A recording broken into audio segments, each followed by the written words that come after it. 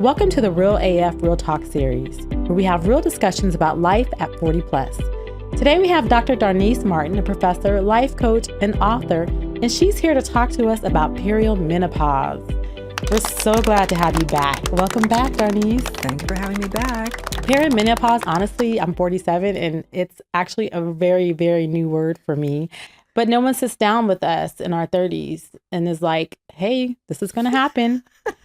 So what is perimenopause? That's what I want to find out. Okay. What is it? Well, let me just say that I'm not a physician. I'm a PhD, but I have some experience with perimenopause, both my own and in coaching women.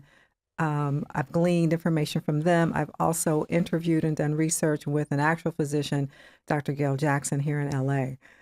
So what I'm saying is for people to do their own research about it and how it affects them personally. But what it is, it's really the entree into menopause. And so what we're not told, as you mentioned, is that this is going to happen. We're told at puberty, right? Hopefully, as a young girl, you're told, okay, this is what's going to happen. Your body's changing. And one day you're going to wake up and you're going to have a cycle. And even though it's shocking when it happens, you're still kind of prepared. But on the other end, like when you get to be about 39, 40, no one is telling you like, hey, there's going to come some changes to your body and things are going to start shutting down in terms of your reproductive cycle.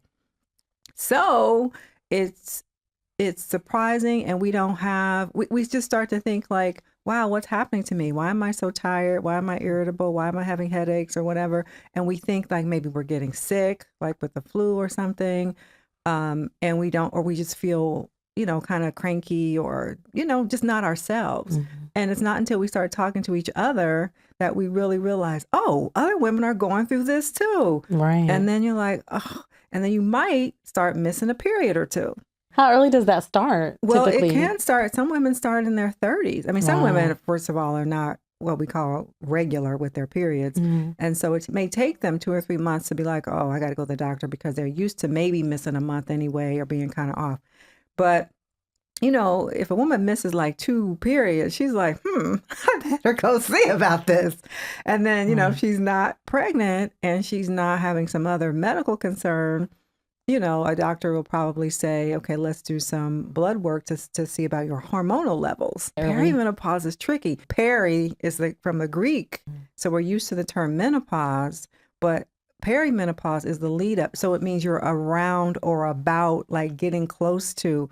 And that means it's a whole long process. Menopause is not just like, oh, you woke up one day, you don't have periods anymore, you're done, and that's it. No, things start happening slowly. Like I said, you might just feel like you're getting sick. And so, because it means, oh, I'm around menopause. So I guess when they think they're in menopause, I'm not sure, they talk about being like on fire or hot or something. Oh my gosh. What are some of the that was signs? For me, that was like, what on God's green earth is happening? I am on fire. And it's not the kind of hot, like a hot day where you can fan yourself and feel cooler. It's like from within, you are on fire, and you can't, even if you stand in front of a fan naked, you have to wait it out. The flashing, it's like a flash, right? And it's going over your body, and it could be 5 minutes. For some women, it could be up to 20 minutes, and then some women just start pouring sweat. You have to wait until it passes. Mm-hmm. You cannot stop it once it starts. What are some things that people can do, especially in that situation, to ease the symptoms? Or, I mean, is it just like ice? Is it just like, I don't know? No, if you're having the flash, if you're in the flash, like I said, you could be in the flash for like 5 minutes, 20 minutes or longer. Mm-hmm. There's nothing to do. You could, like, I've seen women go and like run their hands and wrists under cold water, put ice cubes on their wrists, run ice on their necks, like an ice cube. But honestly, you have to wait for that flush to stop because it's literally flushing inside of you. Think of it like a wave of something, and you can't stop that wave because your body is just doing that. Wow. So you can maybe mitigate it by, standing in front of the sink with cold water running over your wrist, but you really got to wait. And then when that flash is over, you're going to be freezing cold. I'll know when it happens. Oh, yes. You'll be extremely hot. Like, she's sitting here right now, with a little cute scarf wrapped around her neck. And no, that scarf would come off and you'd be fanning yourself and you'd just be extremely hot all of a sudden. And it can be triggered by, like, for some people, and for me, for example, like if I had a glass of wine, that would trigger it and I would start having a flash. And so I would just know that, like, some foods, you would just get to know for yourself, that food is going to make me have a flash. So everyone is different, like in terms of what could trigger it. Like, I think I read like stress can trigger it sometimes for some people. And then nothing. You can just be sitting around watching television and all of a sudden there it is. Or like I said, at a business meeting and all of a sudden there it is. And it can be really embarrassing if you're that type of woman who really starts to sweat a lot. So you see women, and it's a joke, right? We laugh because we have a fan on. Some women are like, I have the air conditioner on in my house and the fan and an open window. I keep ice water next to my bed. Like, just depending on your level of hot. Because some people will sweat and it's like, oh my gosh, my bed is hot. I can't find a cool spot. I have to sit up. I have to get up, which means your sleep is disrupted. Right. That's a pain in the ass. It is because, and that, for me, that was happening quite a bit, but like disrupting of sleep. And that's another symptom. Whether or not you're flashing, even disruption of sleep, where you're just not able to either fall asleep or stay asleep. Does it ever get really bad where people have to take medication? There are supplements that a woman can take. Black cohosh is good. Again, it's a supplement. It's not a medication. So, people can do their own research online about black cohosh, but it's been taken by indigenous women, for centuries. And it works really well to cut those hot flashes. But you don't wait until you're having the flash and just pop it like, instant. No, you take it like you would a vitamin every day. And then you might find like, wow, I haven't had any hot flashes. I will just take it every other day and see how long I can go. This is what I did for myself anyway.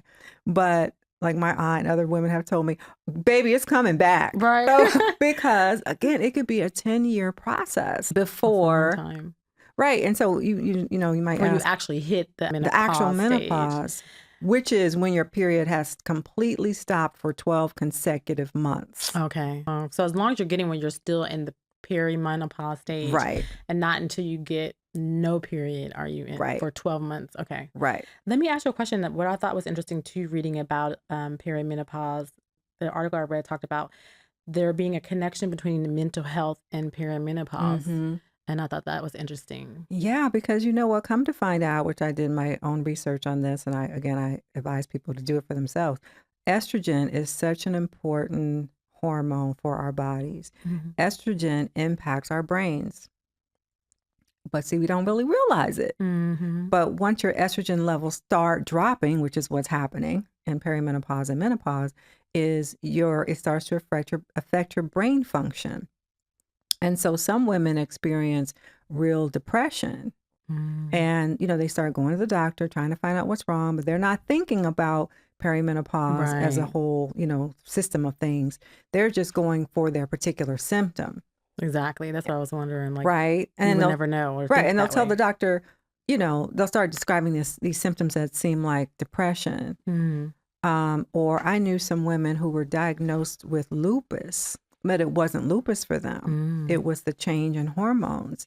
And so a doctor who's not really used to dealing with, perimenopausal women might say these symptoms are, lupus-like. And so, I've been telling women, make sure, if you go to the doctor, make sure if they're telling you they suspect lupus, have them do whole blood work. I'm like, no, you need to check and see if this is just perimenopause, where my levels are in my hormones. Because I think as young-ish women, like 40-something, we don't want to think of ourselves as getting old, right? So we associate menopause with old. Yes, and a senior citizen too. Right, and we don't want to think of ourselves as reaching that. Right. So we kind of back up off of menopause talk at all. But we get in this sandwich period, the perimenopause period, and then we have no information. Right, and we think we're just crazy. Right. Do you think that when people are going through perimenopause that they need to seek health professional, or it's just a natural thing?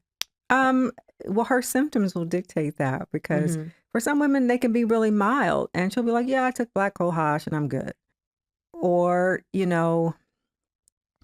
if she's really unable to sleep, that is such a maddening experience. And I was having that for a while where it's like it's causing me to be extremely exhausted and fatigued. So it was interfering with my normal activities. And so that led me to the doctor, and she explained to me about bioidenticals.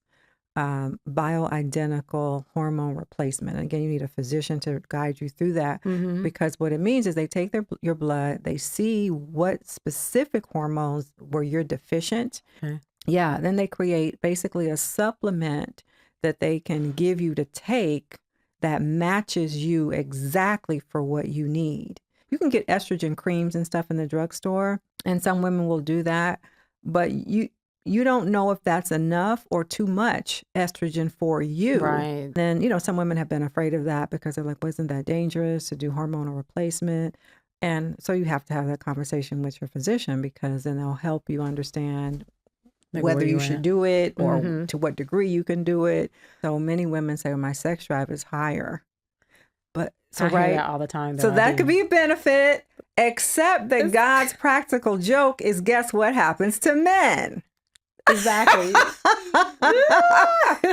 Their sex drive can diminish. Oh my God. So for men over 50, definitely 55, right, then they might not actually be in standing order. And so that's why we have this thing where women were being called cougars because they were going back and getting a younger man. Cougar alert. See? Well, I found this chat to be very insightful and great information around this topic. If you guys enjoyed this episode, subscribe for future episodes. Also, rate and review to let us know how we're doing. Thank you so much for coming back and gracing us with your presence, Darnise. Are you 40 plus and trying to understand you and your body even more through self-care?